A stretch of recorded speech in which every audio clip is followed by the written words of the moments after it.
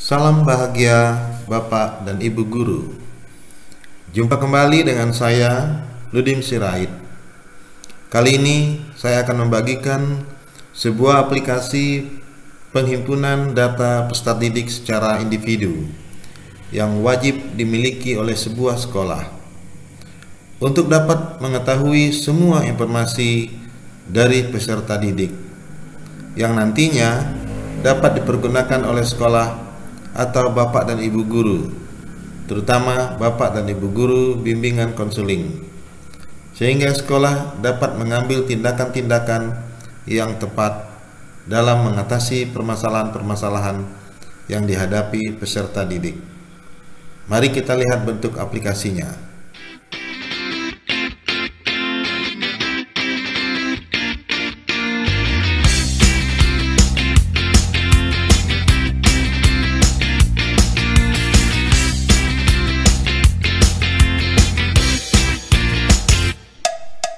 Bapak dan Ibu Guru, ini adalah aplikasi penghimpun data bimbingan konseling. Bapak dan Ibu Guru dapat mendownloadnya pada link downloadnya yang sudah saya sediakan pada deskripsi di bawah video ini. Agar Bapak dan Ibu Guru lebih paham dalam penggunaan aplikasinya, mohon ikuti tutorialnya sampai selesai.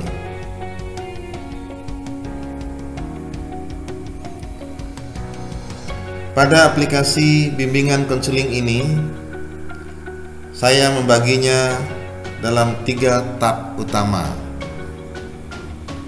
Tab input data, di sini tab input data,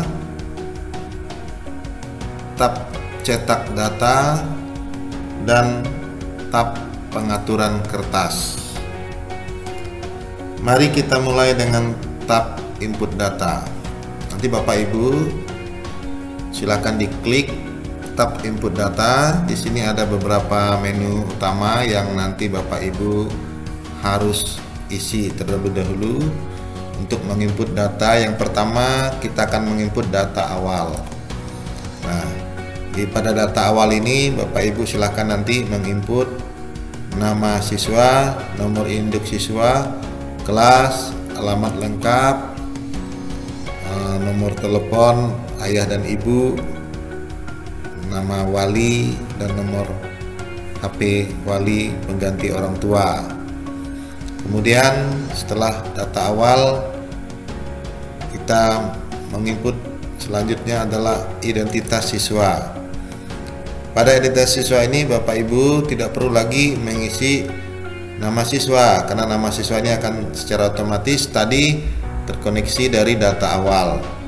Tinggal Bapak Ibu Guru silahkan nanti mengisi nama panggilan, jenis kelamin, tempat tanggal lahir, agama, kewarganegaraan, suku, bangsa, tanggal diterima di sekolah, pindah dari mana kalau siswanya pindahan, anak keberapa, bahasa sehari-hari, alamat rumah, kode pos, telepon, alamat libur, siswa tinggal dengan siapa, jarak dari sekolah ke rumah, berangkatnya menggunakan apa. Nanti di sini Bapak Ibu ada beberapa isian yang Bapak Ibu tinggal pilih karena sudah disiapkan. Misalnya ini jarak dari rumah ada disediakan kurang dari 1 kilo, 1 sampai 5 kilo, 6 sampai 10 kilo, dan lebih dari 10 kilo. Nanti Bapak Ibu tinggal klik saja pada isian sini, maka akan secara otomatis terisi. Demikian juga dari beberapa pilihan yang lain. Kemudian setelah mengisi identitas siswa, Bapak Ibu mengisi data orang tua atau wali. Nah, di sini ada data keterangan orang tua atau wali. Kembali juga nama siswa tidak perlu di-input karena secara otomatis. Kemudian yang perlu di-input adalah nama ayah, kemudian tempat tanggal lahir ayah, agamanya, pekerjaan ayah, pangkat golongan kalau ayahnya mungkin PNS atau ASN, jabatan ayahnya di pemerintahan atau di mana, pendidikan ayah, penghasilan ayah rata-rata per bulan. Di sini tinggal dipilih nanti Bapak Ibu, ada yang mulai dari di bawah kurang dari 1 juta, 1 juta sampai 3 juta, silakan nanti dipilih. Ada beberapa pilihan, tinggal dipilih saja, secara otomatis akan terisi. Kemudian tempat dan nama ibu, tempat tanggal lahir ibu, pekerjaan ibu juga termasuk data ibu. Kalau ibunya bekerja, penghasilannya berapa. Kemudian ada juga keterangan walinya. Jadi kalau tinggal dengan wali murid karena orang tuanya mungkin jauh, silakan nanti diisi sehingga data tentang keterangan orang tua dan wali menjadi lengkap. Kemudian di sini juga pada tab input data kita akan menginput data saudara lainnya. Jadi di sini ada beberapa data yang harus diisi, yaitu saudara kandung pertama. Di sini nanti diisi ada saudara kandung pertama, mulai dari nama, hubungannya, jenis kelaminnya, umurnya, pendidikannya, agamanya. Kemudian kalau lebih dari 1 saudara kandung ada diisi juga pada isian saudara kandung kedua. Kalau memang tidak ada, tinggal dikasih strip di bagian isiannya Bapak Ibu, dikasih strip saja. Ada saudara kandung ketiga, ada saudara kandung keempat, saudara kandung kelima, silakan diisi, saudara kandung keenam, saudara kandung ketujuh, dan saudara kandung ke-8. Jadi di sini saya hanya memberi 8 saudara kandung. Kemudian dilanjutkan dengan jumlah saudara tiri. Saudara tiri pertama, saudara tiri kedua, saudara tiri ketiga. Jadi hanya ada 3 orang saudara tiri yang bisa diisi di aplikasi ini. Kemudian ada juga saudara angkat. Kalau mungkin mempunyai saudara angkat, silahkan diisi pada kolom saudara angkat, diisi dari nama, hubungannya, jenis kelamin, umur, pendidikan, dan agamanya. Ini ada 3 juga. Nah, data-data ini yang bisa diisi dari informasi saudara lainnya. Silakan diisi. Lalu berikutnya adalah input data pada pendidikan. Jadi ini keterangan pendidikan, jadi asal sekolah, lama belajar di SD, pernah tinggal kelas atau tidak di SD, jika ya di kelas berapa, tinggal diisi. Kalau tidak ada dikasih tanda strip. Pernah dapat penghargaan tidak di SD, jika ya apa nama penghargaannya, silahkan diketik di sini atau diisi. Kalau tidak dikasih tanda strip. Kemudian nilai ujian di SD, waktu ujian sekolah berapa nilainya, silahkan diisi. Lalu nilai STTB atau ijazahnya juga silahkan diisi. Lalu organisasi atau komunitas yang diikuti dalam bidang olahraga, misalnya dulu di SD pernah ikut apa, organisasi pengumuman yang diikuti bidang kesenian, kalau ada ikuti bidang lainnya silahkan diikuti, silahkan diketik sampai dengan di bidang yang dikuasai oleh peserta didik kita itu. Setelah pendidikan, kita lanjut dengan input data kesehatan. Jadi ini ada kesehatan mulai dari berat badan, tinggi badan, golongan darah, keadaan mata, alat bantu yang digunakan. Misalnya keadaan mata ini alat bantu yang digunakan apa, keadaan telinga, menggunakan alat bantu dengar atau tidak, memiliki cacat tubuh kalau ada, ya atau tidak, bentuk wajah, tulis, jenis rambut, warna kulit, pernah menderita penyakit berat, kalau iya tinggal pria, kalau tidak tinggal kasih tidak seperti ini. Kalau pernah menderita penyakit berat, ya misalnya berapa hari, 3 hari kah, 4 hari kah, 5 hari kah, 6 hari sampai 1 minggu misalnya. Memiliki penyakit yang sering kambuh sama, kalau iya ya, kalau tidak selama berapa hari. Pernah dirawat di rumah sakit, silakan diisi selama berapa hari. Kemudian alergi makanan, makanan jenis apa yang menjadi yang alergi. Kemudian minuman, alergi minuman, tinggal ditulis. Alergi cuaca, mungkin dingin kah, panas kah, alergi lainnya kalau ada silakan juga diisi, kalau tidak ada dikasih tanda strip. Jadi rencana setelah tamat SMP mau melanjutkan kemana, ini silahkan dipilih. Nanti ada 4 pilihan. Belum punya rencana kah mengikuti kursus dan selanjutnya. Kemudian ada bidang karir yang diminati, apa rencana ke depan, atau faktor kira mendukung studi, faktor yang hambat rencana studi. Silakan, nanti ada pilihannya di sini yang mendukung apa, keluarga kah, biaya kah, kemampuan dari siswanya. Demikian juga yang faktor menghambat, ini entah biaya juga sama. Silakan nanti diisi. Inilah keterangan termasuk kesehatan. Kemudian yang berikutnya yaitu penginputan data hobi dan kegemaran. Jadi siswa mengisi hobi, yaitu hobi di bidang olahraga apa, hobi di bidang kesenian, hobi di bidang lainnya mungkin ada selain olahraga dan kesenian. Perlengkapan olahraga yang dimiliki apa, perlengkapan alat kesenian yang dimiliki apa. Misalnya kalau tidak ada dikasih tanda strip. Apakah merasa memiliki kelebihan bidang olahraga? Kalau ya, kalau tidak, jawab tidak. Dan juga kalau cabang olahraga kelebihannya apa Anda miliki, kalau memang ada bidang olahraga. Kemudian ada Anda merasa memiliki bakat di bidang kesenian, kalau ya bilang sebutkan apa bidangnya.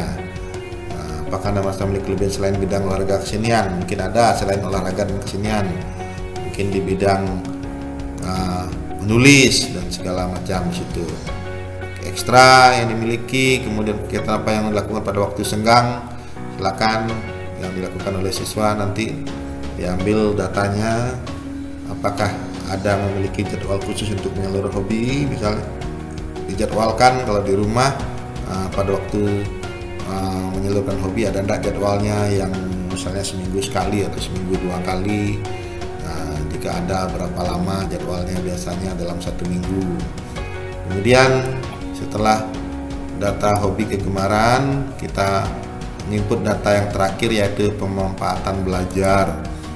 Pemanfaatan belajar ini maksudnya apakah kelompok belajar itu berpengaruh bagi peningkatan pengetahuan dan prestasi siswa. Ini penting diketahui oleh sekolah. Apakah dia belajar berkelompok? Jika tidak, apa kira-kira alasannya? Silakan nanti diisi. Apakah Anda mengikuti kelompok bimbingan tertentu? Jika ya, kelompok bimbingan apa yang ikuti? Kalau tidak, dikasih tanda strip saja. Berapa lama rata-rata per hari biasanya menghabiskan waktu untuk belajar di rumah? 15 menit kah, setengah jam, atau 2-3 jam, atau lebih dari itu. Kemudian waktu belajar mana yang paling sering digunakan di rumah? Mungkin pagi hari, subuh, atau malam. Apakah ada memiliki jadwal belajar di rumah? Biasanya sebagian siswa yang disiplin, mereka membuat jadwal belajar, atau memang orang tuanya yang sudah menyiapkan jadwal belajarnya, waktu, jamnya, dan sebagainya. Lalu kegiatan manakah yang sering Anda lakukan pada hari libur di sekolah? Di sini ada pilihannya nanti. Kegiatan mana yang paling sering dilakukan waktu libur? Ini ada libur membantu orang tua mencari tambahan, mungkin dengan bekerja atau tetap belajar misalnya. Seperti itu. Nanti ada pilihannya, silakan nanti dipilih. Kemudian yang terakhir di sini nanti diisi tingkat kecerdasan, nanti juga ada pilihannya. Ini di bawah rata-rata, artinya di bawah IQ 90, rata-rata, dan seterusnya sampai dengan sangat cerdas. Silakan nanti dipilih sesuai dengan angket yang diberikan oleh Bapak dan Ibu guru bimbingan konseling. Nah, inilah ada beberapa menu daripada input data yang harus diisi sampai lengkap memang, karena kita harus mengetahui sedetail-detailnya tentang keadaan siswa kita. Kemudian tab berikutnya adalah tab cetak data. Dari data tadi yang kita input, di sini kita akan mencetak datanya yang akan menjadi arsip atau profil kita di sekolah, sehingga kita mengetahui bagaimana kondisi keadaan semua tentang peserta didik kita secara individu. Kita bisa mulai mencetak dari halaman depan nanti di sini. Nah, halaman depan nanti akan dicetak seperti ini Bapak Ibu. Kalau ingin lihatnya, kita bisa lihatnya melalui pengaturan kertas, kita tampilan cetak. Nah, inilah tampilan halaman depan nanti yang bisa menjadi awal daripada tampilan cetak datanya. Kemudian kita lihat halaman depan, kita identitas siswa. Nah, ini mulai dari identitas siswa ini ada semua nanti keterangan tentang siswa yang kita cetak datanya nanti. Kalau kita ingin mengganti dengan siswa kedua, tinggal kita klik panah atas pada tombol yang saya telah buatkan di sini. Misalnya nih, nah ini menjadi siswa kedua, yang lainnya masih 0, kosong karena belum diisi datanya. Atau kita tinggal ketikkan aja di sini, misalnya 1 kembali ke nomor 1, silakan, nanti akan berubah dengan sendirinya. Jadi boleh memainkan tombol yang ada di sini atau dengan mengetik langsung. Karena kemungkinan kalau kita ingin langsung ke siswa yang ke 100 tidak mungkin pakai tombol ini, tapi kita bisa ketik langsung.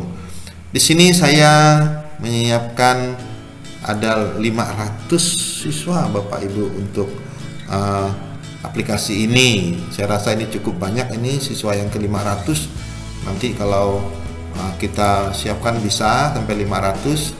Jadi silahkan aja nanti disiapkan. Nah, ini adalah data identitas siswa yang harus dicetak. Kalau kita ingin melihatnya kembali, kita lihat dari sini. Nah, ini dia identitas siswa yang nanti dicetak, yang menjadi kelengkapan dari yang pertama tadi. Kemudian kita akan lanjutkan mencetak pada data orang tua atau wali. Klik aja di sini, maka akan keluar dari keterangan orang tua atau wali, nama ayahnya siapa, nanti tempat lahirnya di mana, agamanya, pekerjaan ayah, penghasilannya juga semuanya lengkap di sini Bapak Ibu, termasuk ibu. Lalu wali juga ada di sini. Demikian juga untuk mencetak data siswa yang kedua, tinggal kita tambah di sini karena ini belum ada, masih kosong tadi datanya, atau dengan mengetik angka pada kotak yang sudah saya siapkan di situ. Nah, inilah keterangan tentang orang tua atau wali. Kemudian kita juga bisa mencetak data saudara. Nah, di sini saudara kandung saya siapkan nanti pada input data saudara tadi di sini. Input data saudara di sini ada berapa jumlah saudara kandung, misalnya ini 3. Kalau kita bikin dia 5 misalnya di sini. Nah, nanti di cetak data saudara juga dia akan tertulis 5 orang, yaitu 5 orang, nama-namanya nanti akan keluar kalau sudah diisi datanya di sana. Demikian juga untuk siswa yang kedua, kita tinggal klik ada di sini, nanti akan terisi secara otomatis karena ini belum diisi datanya. Makanya belum tampil untuk siswa yang kedua. Silahkan nanti Bapak dan Ibu guru bisa menginput data saudara dari mulai saudara kandung, saudara tiri, dan saudara angkat, sehingga nanti di bawahnya ada anak tiri berapa orang, saudara tirinya ini ada, saya disiapkan 3. Nanti akan tertampil datanya di sini. Demikian juga saudara angkat. Nah, ini nanti akan terinput di sini. Jadi bisa terlihat di tampilan ini. Kemudian kita bisa juga mencetak data pendidikan dari seorang peserta didik. Nah, di sini data pendidikannya mulai dari asal sekolahnya, lama belajar di SD-nya berapa. Lalu di sini juga akan tampil nilai-nilai mata pelajaran mulai dari nilai ujian, nilai STTB waktu di SD ada 9 mata pelajaran di sini. Nanti secara otomatis kalau ada siswa yang keduanya nanti juga akan masuk ke sini.